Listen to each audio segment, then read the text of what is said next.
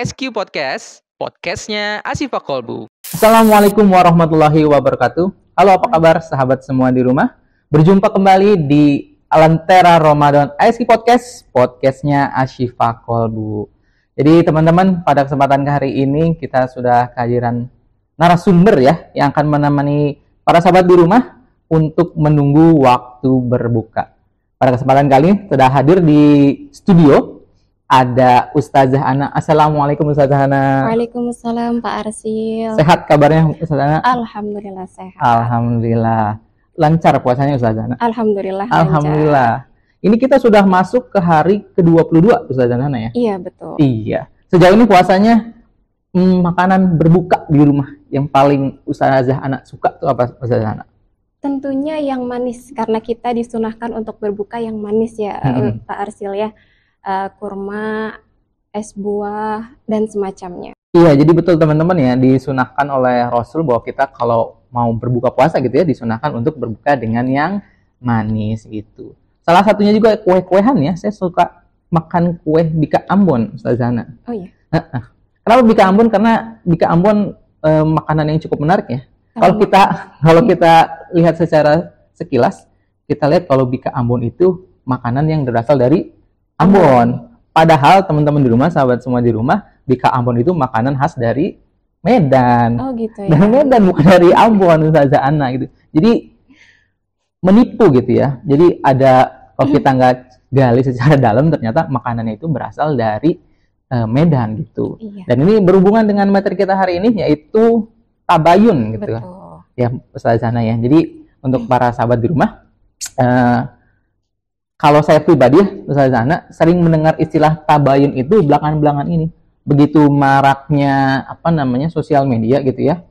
Kan berseliweran ya Ustazah Ana informasi dari grup WhatsApp misalnya, status WhatsApp, dari Instagram, dari Twitter gitu, Facebook, dan belakangan yang baru-baru ini dari TikTok gitu kan. Informasi kan datangnya cepat gitu ya, bertubi-tubi, setiap hari, setiap menit, setiap detik itu selalu ada informasi yang baru. Cuman kadang-kadang kita suka bingung nih, informasi yang sampai ke kita gitu ya, itu benar atau enggak gitu. Nah mungkin itu salah satu ya yang sering saya lihat di kolom komentar itu, kalau ada setiap postingan gitu informasi yang kontroversial, ada pasti yang komen tabayun dulu, tabayun gitu. Nah, sebenarnya Ustazah Ana, tabayun itu apa sih sebenarnya? Boleh dijelaskan ke para sahabat di rumah? Oke, baik. Bismillahirrahmanirrahim. Assalamualaikum warahmatullahi wabarakatuh. Waalaikumsalam warahmatullahi wabarakatuh. Alhamdulillah, wassalatu wassalamu ala rasulillah amma ba'du. Sahabat Asyifa yang dirahmati oleh Allah, tabayun itu secara bahasa artinya jelas atau terang. Sedangkan secara istilah, tabayun itu mencari kejelasan dari suatu informasi dengan cara memverifikasi kebenaran. Jadi orang yang memiliki sifat tabayun, ia akan mengklarifikasi, memverifikasi, kemudian pastinya akan mengecek apakah informasi itu benar atau tidak, seperti itu. Iya, jadi kalau tabayun itu berarti artinya kalau ada orang komentar tabayun berarti kita harus mengecek keabsahan ya, keabsahan informasinya. Jadi jangan asal menghakimi, jangan asal, biasa kebiasaan gitu saling terlalu cepat menghakimi, betul ya Bu Ana? Justifikasi, betul, terus terlalu cepat juga membagikan informasi itu di wilayah-wilayah pribadi kita, kayak WhatsApp, status WhatsApp, status Instagram gitu, yang kita belum cek kebetulannya, terus kalau salah kita jadi ikut-ikutan salah menyebarkan keburukan gitu kan ya? Iya betul, jadi fitnah. Jadi fitnah, betul. Nah kalau di dalam Islam sendiri, kenapa sih Islam tuh memerintahkan kita untuk selalu tabayun, Ustazah Ana? Sebagai muslim yang baik, kita harus memiliki sifat tabayun.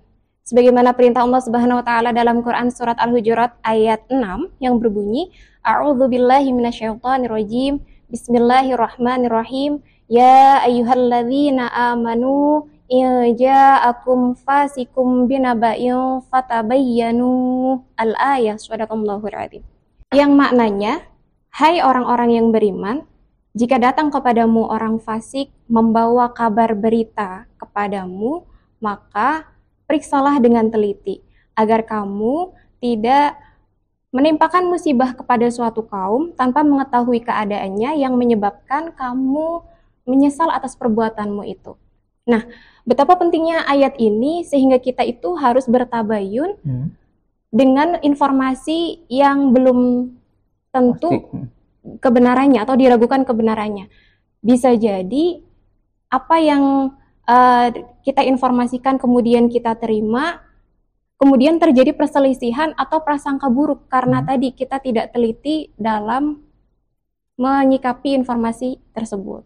Oke, Seperti betul. itu. Jadi kita tuh memang harus ya, Ustazah Hana ya. Jadi sebelum membagikan informasi gitu ya, sebelum menyampaikan suatu hal, kita harus yakin dulu akan kebenaran tersebut gitu. Iya. Jadi jangan sampai misalnya nanti kita menyampaikan sesuatu, tapi kebenarannya belum pasti, berdampak buruk kepada orang yang mendapatkan informasi tersebut. Ada satu kasus nih Pak Arsi. Gimana tuh? Kalau misalnya nih ada seseorang kemudian ditelepon, dikabari oleh orang lain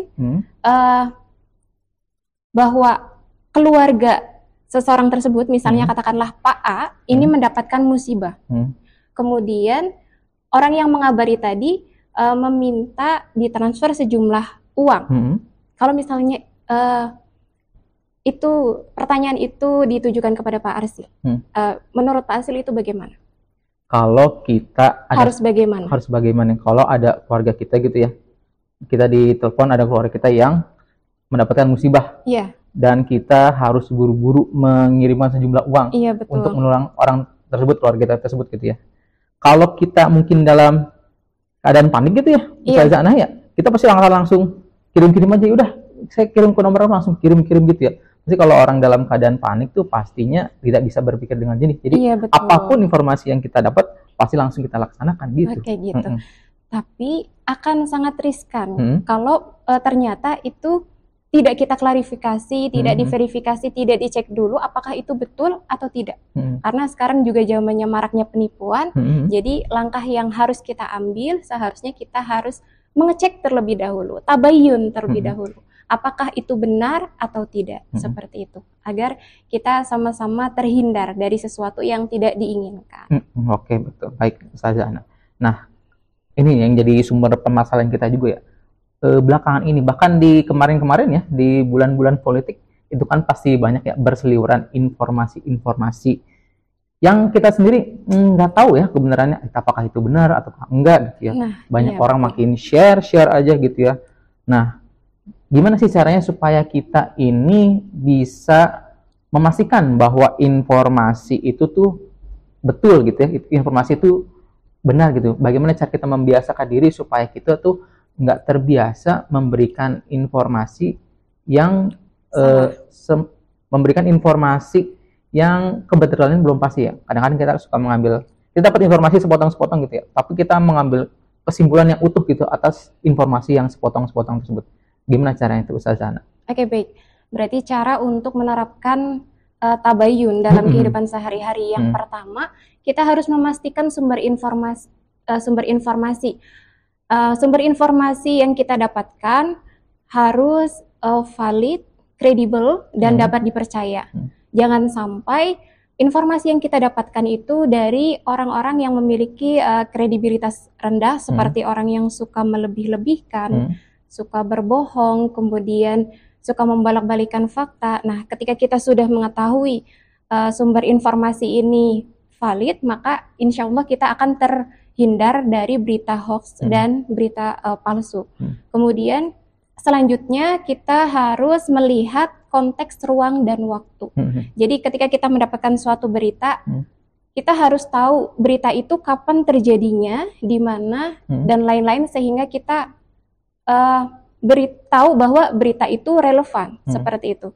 Banyak kemarin ketika isu-isu politik itu ada berita yang sebenarnya itu berita beberapa tahun yang lalu, kemudian di-up kembali sampai akhirnya digoreng untuk keperluan isu politik itu. Dan mungkin beberapa orang yang percaya dan mungkin sebagian yang lain tidak, seperti itu. Jadi kita harus berhati-hati dan bijak dalam menerima informasi. Kemudian yang ketiga, kita bisa meminta atau bertanya pendapat ahli.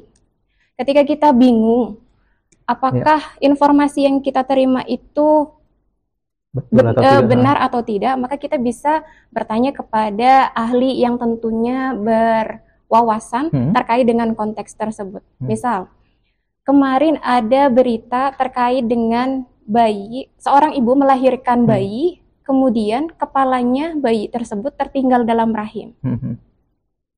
Kemudian akhirnya membuat beberapa ibu yang melihat berita tersebut bertanya-tanya apakah benar atau bagaimana, dan memang perlu klarifikasi. Apakah kenapa sampai bisa seperti itu? Klarifikasi dari pihak puskesmas atau dari pihak yang bersangkutan. Jadi kita harus bijak dalam menerima informasi seperti itu. Iya, jadi lagi-lagi harus diolah kembali informasi yang kita terima, kita dapat gitu, supaya nanti informasi yang sampai ke orang lain itu nggak sampai berakibat buruk kan gitu ya. Karena kalau kita perhatikan tadi yang Ustazah Hana sampaikan, konteks kadang-kadang banyak di potongan-potongan video, baik itu terkait ceramah gitu ya, terkait berita, itu diambil dipotong-potong ya, diambil, dipotong di luar konteksnya, sehingga ketika ditampilkan sepotong-sepotong tersebut, makna yang sampai kepada para pendengar itu banyak yang salah, banyak yang keliru, karena diambil dari luar konteks tersebut gitu teman-teman. Jadi jangan sampai kita jadi termasuk ke golongan tersebut. Jadi kalau mau share berita apapun itu harus diperhatikan sumbernya, apakah betul atau enggak, di cross check kembali gitu Ustazah Hana ya. Betul. Nah, kemudian Ustazah Hana, apa saja kira-kira hikmah yang bisa kita dapat gitu ya dari kebiasaan kita menerapkan sikap tabayun dalam kehidupan sehari-hari? Ada banyak hikmah dan manfaat ketika kita bisa menerapkan sifat tabayun dalam kehidupan sehari-hari. Di antaranya terciptanya kerukunan dan kedamaian, tentunya tidak terjadi perselisihan gitu ya. Kemudian terhindarnya kita dari fitnah dan prasangka buruk. Selanjutnya juga kita terhindar dari kecemasan dan penyesalan. Terus juga hikmah selanjutnya kita bisa lebih berhati-hati dalam menerima informasi. Ada lagi hikmah selanjutnya, yaitu kita tidak gampang menjustifikasi orang lain, dan juga kita terhindar dari kesalahpahaman antar sesama seperti itu. Itu jadi ya, intinya jangan sampai gara-gara kita tidak tabayun gitu ya, banyak fitnah bertebaran di ruang-ruang sosial kita ya, di keluarga, di lingkungan kerja gitu ya, di lingkungan pertemanan gitu. Karena nggak bisa kita pungkir ya, dengan semakin pesatnya kemajuan teknologi, informasi yang berdatangan itu nggak bisa kita verifikasi satu persatu kadang-kadang Ustazah Hana. Jadi kita sendiri yang harus memperhatikan apakah informasinya itu datangnya betul atau enggak. Karena tadi kalau kita nggak hati-hati ya Ustazah Hana, bisa terjadi fitnah, terus kemudian terjadi perpecahan, dan itu kan yang tidak kita inginkan ya sebagai masyarakat, sebagai umat beragama, tidak ingin terjadinya perpecahan di antara kita gitu.